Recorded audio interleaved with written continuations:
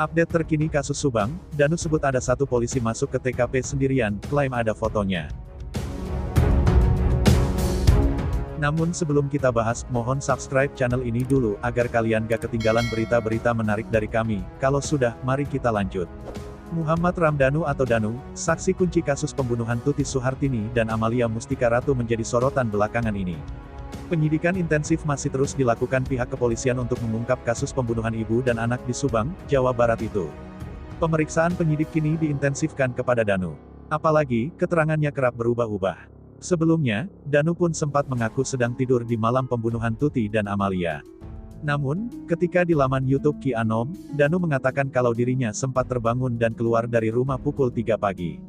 Saat keluar rumah, Danu mengaku tak sengaja melihat dua sosok mencurigakan, laki-laki muda dan wanita berhijab ada di rumah Tuti saat malam pembunuhan, Rabu, tanggal 18 Agustus tahun 2021.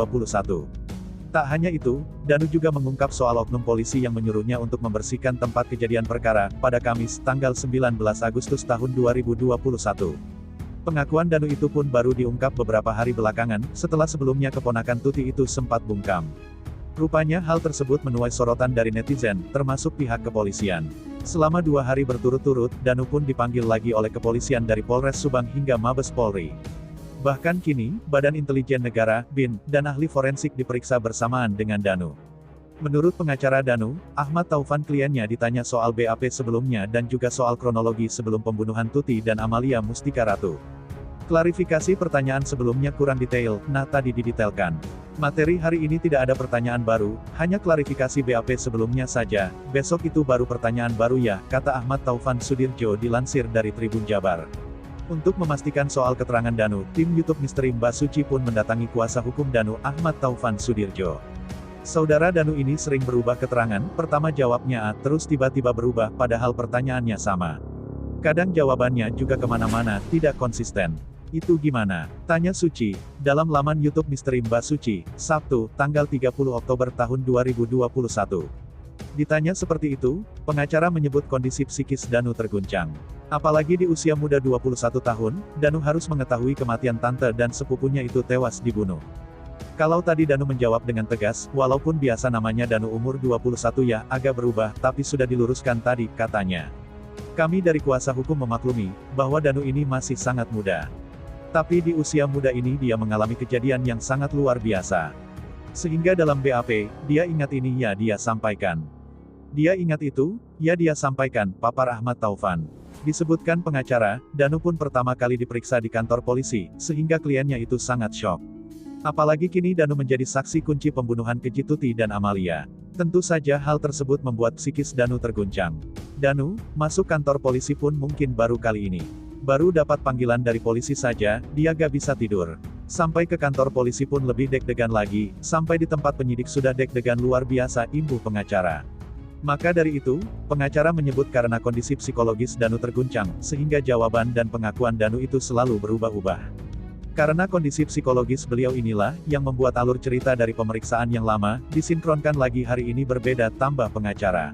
Sambil didampingi kuasa hukum, sang pengacara meminta agar Danu menceritakan semua hal yang diketahuinya soal kasus Subang kepada polisi. Kita yang penting adalah fight dan menenangkan Danu. Agar Danu bisa mengingat-ingat secara lebih pasti lagi soal kejadian yang sebenarnya seperti apa, papar pengacara. Kata pengacara, Danu menegaskan kalau pengakuannya yang terbaru ini adalah benar. Danu sendiri mengakui, kalau ini perlu diluruskan, ujar pengacara. Bahkan soal hari kejadian itu, Danu benar-benar tahu. Dia bangun jam 3 malam atau tidur, itu selaras dengan jawaban ibu dan bapaknya, tambahnya.